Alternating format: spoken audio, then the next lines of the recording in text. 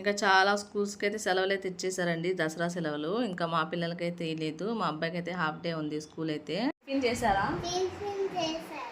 ఏం చేశారు టిఫిన్? మా పిన్ని ఉప్మా చేసింది. పిన్ని బాయ్. ఇంకా తనైతే మా బుడ్డబ్బాయి అండి, మా అక్కోళ్ళ అబ్బాయి సెలవులు ఇచ్చారని వచ్చేసాడు. ఇంకా నేనైతే లేటుగా అయితే వంట అయితే చేశానండి, దోసకాయ టమాటా చేశాను. ఇంకా బాక్స్ అయితే మా ఆయన చేత అయితే ఇచ్చి పంపిద్దామని లేట్గా అయితే చేశానండి.